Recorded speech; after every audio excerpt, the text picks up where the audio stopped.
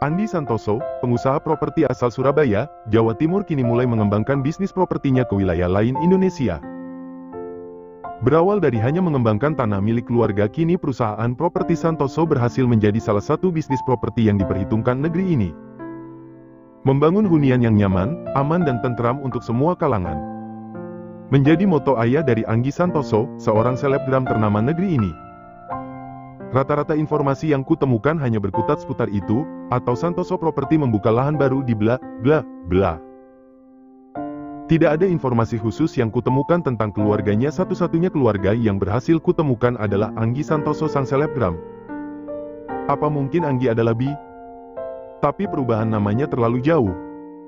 Sagita Bentari. Anggi Santoso. Kalau misalnya jadi Gita, aku masih bisa maklum, tapi jadi Anggi? Itu terlalu jauh. Maksudku Randi, Andi, mirip kan? Sagita, Anggi. Jauh. Aku pusing. Apa mungkin Anggi adik tiriku? Bisa jadi. Oke, biar ku perjelas kenapa aku berpikir kalau ayahku adalah Andi Santoso. Selain nama Randi yang menjadi Andi, menurut informasi dari Pak Supri, ternyata ayahku memiliki perusahaan properti, berawal dari mengembangkan tanah milik keluarga, akhirnya menjadi bisnis properti cukup besar. Lihat kesamaannya. Sama-sama bernama Andi, dan sama-sama bekerja di bidang properti.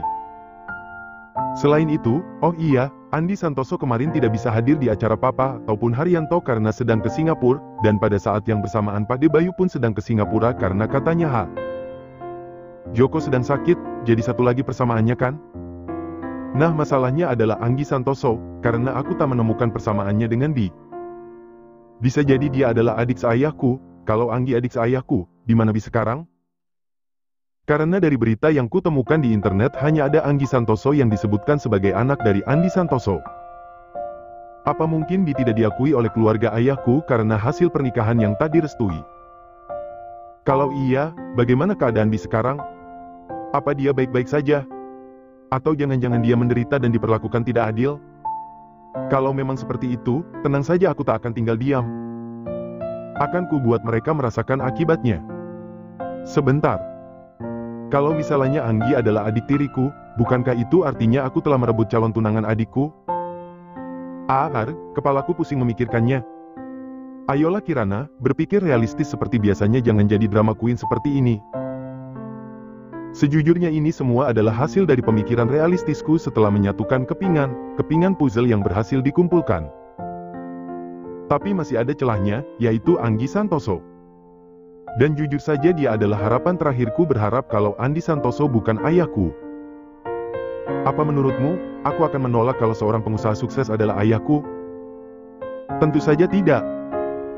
Aku mungkin akan kecewa karena berpikir kalau selama ini ayahku tidak mencariku karena hidup dalam kesulitan, tapi ternyata dia hidup dengan bergelimang harta. Ya mungkin hanya sebatas kekecewaan seperti itu, tapi yang membuatku berat untuk mengakui Andi Santoso ayah kandungku adalah memikirkan kemungkinan kalau Bi adalah Anggi Santoso, karena aku tak tahu apa yang akan terjadi dengan hubunganku dan Caraka kalau itu benar-benar terjadi. Maksudku selama ini aku sangat tahu tentang bagaimana perasaan Anggi kepada Caraka, dan kalau semisal dia ternyata adalah Bi, apa aku akan dengan santainya menjalin hubungan dengan Caraka?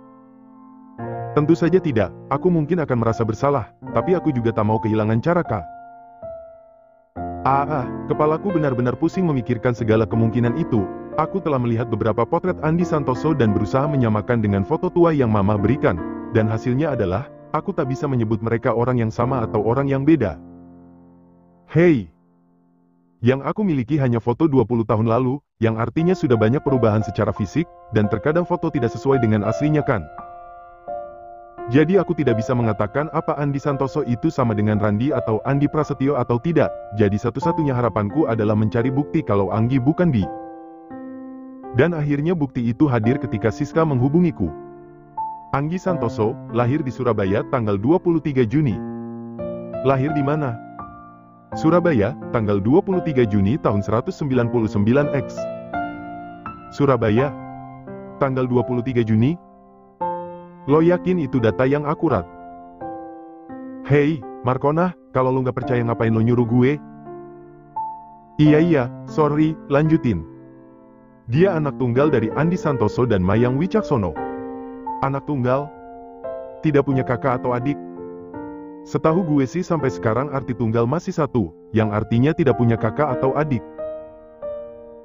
Tanggal lahirnya beda sehari dengan B, dan yang pasti tempat lahirnya berbeda jauh dengan B yang jelas-jelas lahir di Jepang. Itu artinya. Lo yakin kan, sis? Data itu akurat?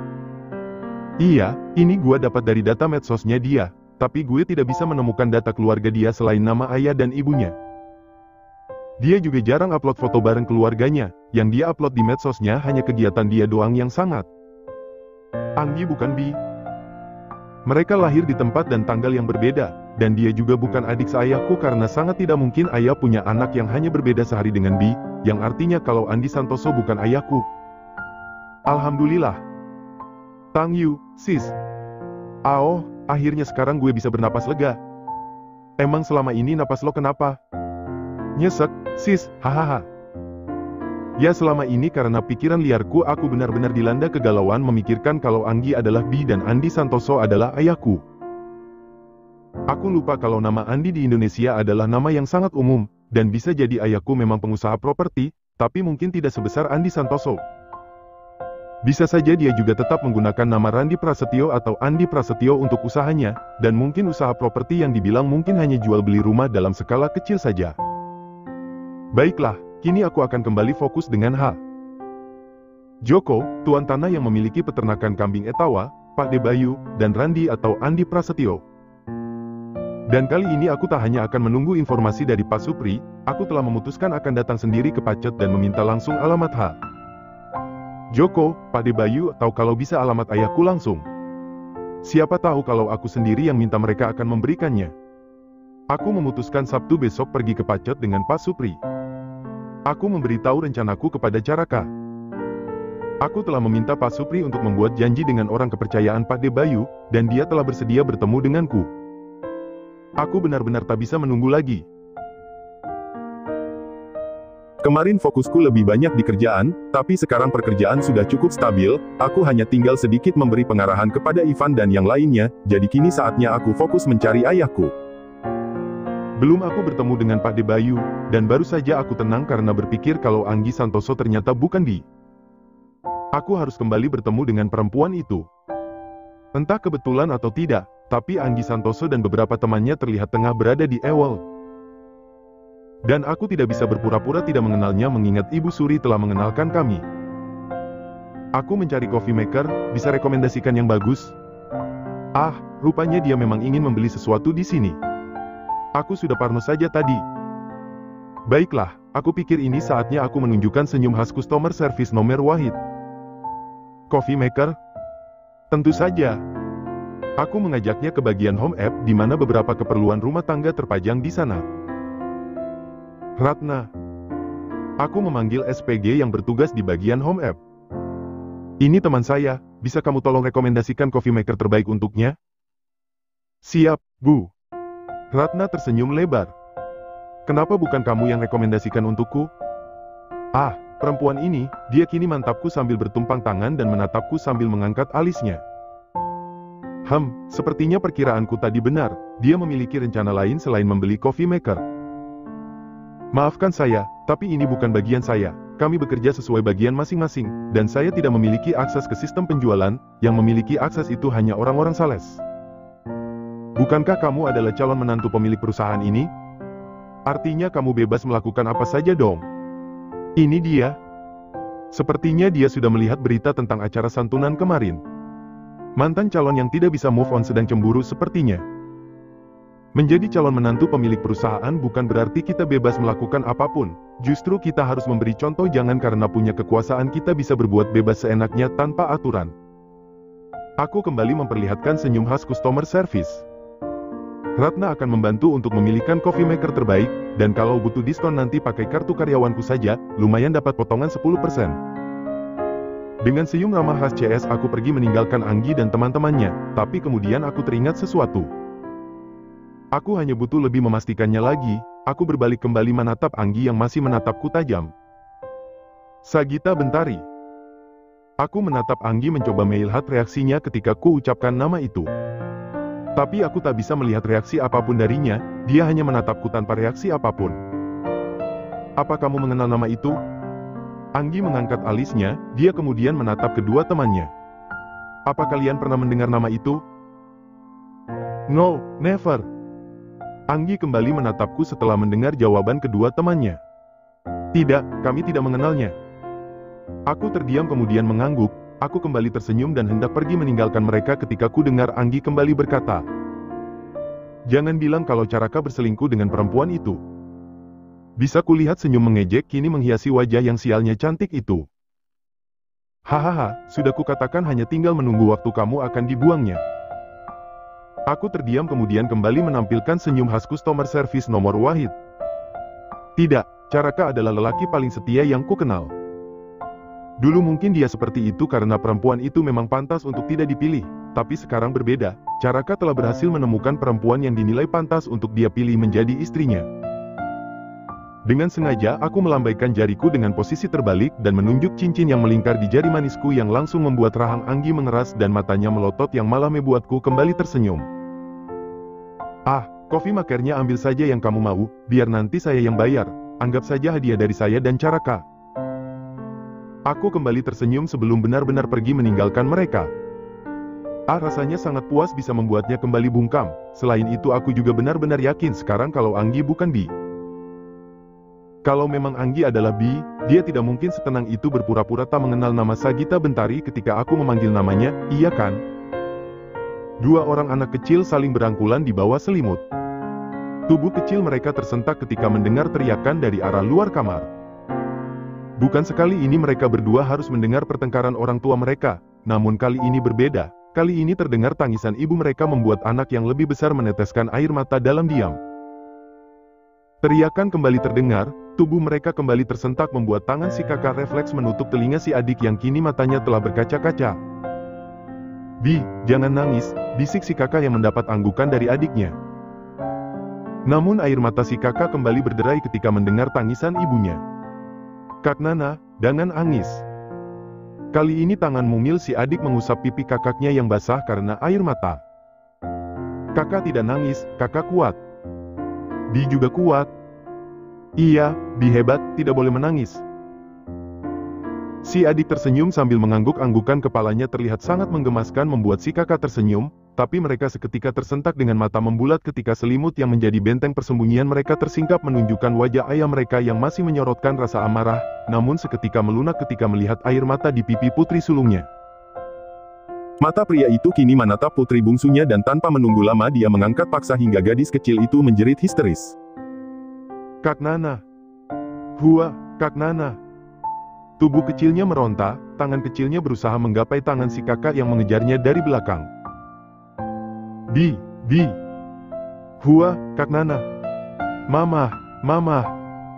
Gadis kecil itu terus menjerit menangis memanggil kakak dan mamahnya. Bi, Kak Nana, Mama.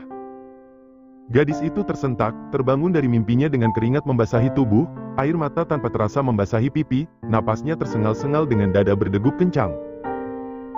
Untuk sesaat dia terdiam terlihat linglung, mimpi itu seperti nyata, seolah dia berada di sana dan mengalaminya langsung. Kak Nana. Gadis itu mencoba mengingat nama yang dia dengar di mimpinya.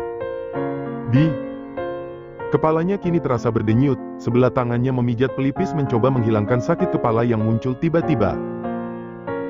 Mimpi itu semakin hari semakin jelas, awalnya hanya gambaran-gambaran buram, semakin hari perlahan gambaran itu semakin nyata jelas terlihat, sampai akhirnya tadi semua terlihat jelas, membuatnya semakin bingung. Mimpi apa itu? Siapa kedua anak kecil itu? Kenapa dia seolah memiliki ikatan batin dengan mereka? Apa dia salah satu dari anak-anak itu? Nama itu seolah tak asing, ada perasaan menggelitik ketika mendengar nama itu, seperti saat dia mendengar nama yang disebutkan perempuan itu beberapa hari yang lalu. Sagita Bentari. Nama yang asing, tapi juga terasa tak asing, dan setelah pertemuannya dengan Kirana hari itu, mimpi ini terus muncul seolah itu adalah kenangan masa lalu yang terkubur di alam bawah sadarnya. Tapi siapa mereka, Kak Nana? Ada perasaan yang tidak bisa dia ungkapkan ketika menyebut nama itu. Mama. Jelas-jelas perempuan dalam mimpinya itu bukanlah sosok ibu yang selama ini dia kenal, Tapi kenapa hatinya merasa sedih ketika mengingat bagaimana sosok Mama dalam mimpinya itu berderai air mata, berlari mengejar dan bersusah payah mengejarnya. Air matanya tanpa terasa kembali berderai mengingat sosok perempuan dan anak kecil dalam mimpinya. Ada perasaan aneh yang membuat dadanya sesak, kerinduan yang tak tahu ujung pangkalnya membuatnya tanpa sadar tergugu menangis sambil memukul dadanya. Perasaan apa ini? Kenapa dia begitu sedih hanya karena mimpi? Saat ini dia ingin berlari mencari sosok Kak Nana juga Mama dalam mimpinya, tapi kemana? Kemana dia mencarinya? Dia terus menangis sampai kembali tertidur, namun kali ini dia tersenyum dalam tidurnya ketika melihat gambaran kedua anak kecil yang sedang bermain salju. Ponselnya di atas nakas bergetar, lampu layarnya menyala menandakan sebuah pesan yang masuk. Ferdi Izam, tomorrow is the day, besok adalah harinya. Setelah kejadian pertemuannya dengan Kirana di acara Haryanto, Anggi menyadari kalau dia tak bisa mengalahkan Kirana dalam mengambil hati Caraka, ditambah pemberitaan yang beredar tentang bagaimana Rudi Mahesa, sang raja, mengenalkannya di depan umum sebagai calon menantu Mahesa, maka kesempatannya untuk mendapatkan Caraka semakin tipis. Benak hitamnya pernah berpikir untuk membuat Caraka kembali padanya dengan menghancurkan perempuan itu, namun sesungguhnya dia tidaklah sejahat itu. Itu semua karena pengaruh alkohol, jadi ketika pengaruh alkohol telah hilang dia pun melupakan ide itu. Anggi sengaja datang ke Ewald hanya untuk memastikan tindakan apa yang akan dia ambil. Apa akan melepaskan Caraka untuk perempuan itu, atau akan kembali dengan rencananya untuk menghancurkan perempuan itu dan membuat Caraka menyesal karena telah meninggalkannya. Namun setelah melihat cincin yang melingkar di jari manis Kirana, dan melihat bagaimana Kirana dengan sombong menunjukkan padanya bisa dipastikan kalau cincin itu pemberian dari Caraka, dan itu kembali membuat dadanya memanas. Bagaimana bisa perempuan itu seolah dengan mudah mendapatkan apa yang paling dia indamkan selama ini, yaitu cinta, perhatian dan pengakuan dari seorang lelaki yang dia sukai. Tidak, Anggi tidak akan membiarkan Kirana dengan mudahnya mendapatkan itu semua. Benak hitamnya kembali menguasai diri. Kalau kemarin Anggi sempat ragu, tapi hari itu ketika melihat bagaimana Kirana dengan sombongnya memamerkan cincin, maka tak ada keraguan sama sekali. Benak hitamnya kembali berkata untuk menghapus senyum dari wajah sombong perempuan yang kini mendapat gelar sebagai calon menantu Mahesa. Kirana, off. Seperti yang telah dijanjikan hari Sabtu aku akan pergi ke Pacet bersama Pak Supri, tapi ternyata rencanaku sedikit berubah karena tidak hanya aku dan Pak Supri saja yang pergi melainkan bersama Caraka dan juga Oka yang semalam datang memberi kejutan. Mama juga datang, tapi Mama memutuskan untuk tinggal di apartemen saja tidak ikut ke Pacet. Mungkin Mama tidak siap kalau harus bertemu dengan salah satu keluarga ayah. Perjalanan dari Surabaya menuju Pacet ternyata tak sejauh yang kukira. Pak Supri sengaja mengambil jalan tol agar lebih cepat. Setelah keluar dari tol Penompo kami memasuki kota Mojokerto di mana beberapa kali kami berpapasan dengan bis antar kota dan provinsi, sampai akhirnya di perempatan Terminal Kertajaya, Mojokerto, Pak Supri membawa mobil kami berbelok kiri kemudian setelah beberapa kilometer kami belok kanan dan mulailah jalan yang dilewati adalah jalan penghubung desa di mana kanan kiri jalan mulai berderet rumah-rumah warga berselang dengan kebun pribadi, setelah itu jalanan mulai naik dan pemandangan mulai berubah. Sawah terasering, rumah makan, kolam pemancingan menjadi pemandangan yang membuatku mulai menikmati perjalanan, dan semakin ke atas pemandangan berubah menjadi semakin indah. Selain hamparan sawah dan kebun sayur, juga bisa kulihat beberapa tempat wisata alam dari mulai waterpark, area outbound, sampai rafting, juga berdiri beberapa resort, villa, dan hotel. Pemandangan ini mengingatkanku pada pemandangan di Lembang, Bandung, di mana banyak tempat rekreasi bertema alam di antara perkebunan, penginapan, dan rumah warga. Di sepanjang jalan banyak yang menjual berbagai macam oleh-oleh hasil perkebunan dari mulai bawang, alpukat, pisang, durian, ubi, keripik ketela ungu dan banyak lagi. Nanti pulangnya kita beli alpukat ya, Kang. Sip. Kalau mau nanti ada tempat petik stroberi, jadi Bu Kirana bisa pilih dan petik stroberinya sendiri. Di sini, Pak. Iya, Bu, nanti di depan sana. Kang, boleh ya, Kang? Boleh, pulangnya kan? Aku tersenyum sambil mengangguk semangat, nanti pulangnya kita ke sana ya, Pak Supri. Siap, Bu. Dasar anak kecil, ucap Oka yang langsung mendapat jitakan dariku. Anak ini, hampir 3 bulan tidak bertemu dengannya membuatnya selain semakin tinggi, juga semakin menyebalkan.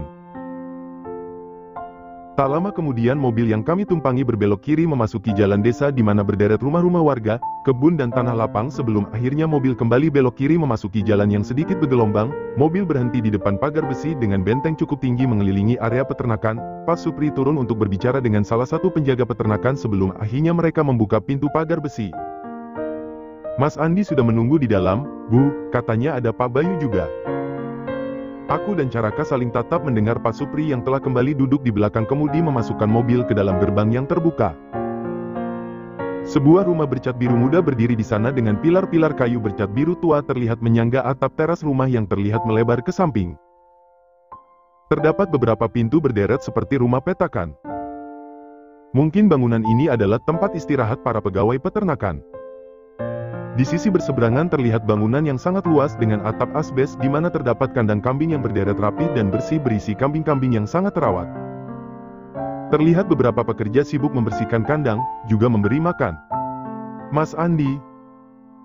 Aku dan Caraka mengalihkan pandangan kami ketika mendengar suara Pak Supri menyapa seorang pria yang keluar dari salah satu ruangan yang sepertinya kantor, mengekor di belakangnya seorang pria pertengahan 50-an, dengan rambut yang sebagian sudah memutih namun masih terlihat gagah. Matanya menatapku penuh selidik membuat rasa gugup tiba-tiba menyerang.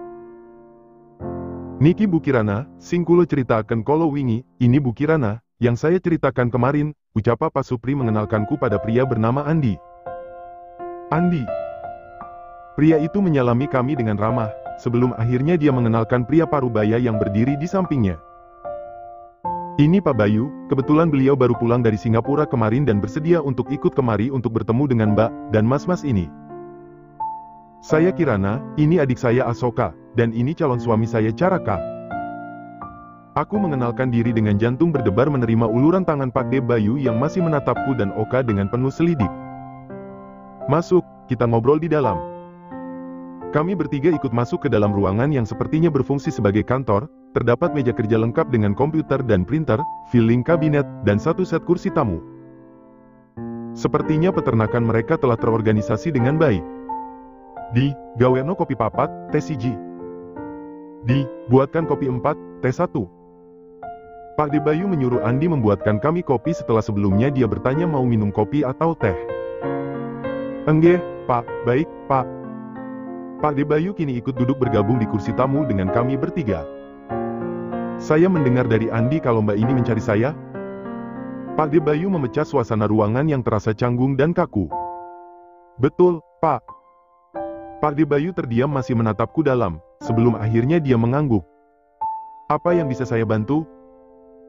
Diam-diam aku menelan ludah, kemudian menatap Caraka dan Oka yang balik menatapku seolah memberi semangat sebelum kembali menatap pria dengan jenggot di dagunya. Kami datang ke sini sebetulnya untuk mencari Randi Prasetyo.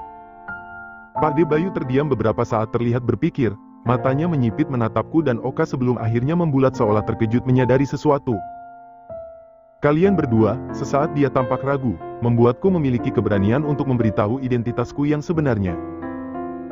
Kami berdua adalah anak dari Mega Puspitaningrum dan Randi Prasetyo. Astagfirullahalazim, ya Allah. Tanpa diduga Pak De Bayu langsung berdiri kemudian memelukku dan Oka. Ya Allah, ya Rob. Alhamdulillah, Alhamdulillah ya Allah. Pak De Bayu tak kuasa menahan kebahagiaannya dia memeluk Oka dengan kencang sambil menepuk-nepuk punggungnya yang hanya terdiam. Aku tak tahu harus bereaksi seperti apa. Ada perasaan haru juga lega melihat bagaimana pria yang tak lain dan tak bukan adalah kakak dari ayah yang selama ini kami cari ternyata menerima kami dengan tangan terbuka membuatku tersenyum, namun berurai air mata haru.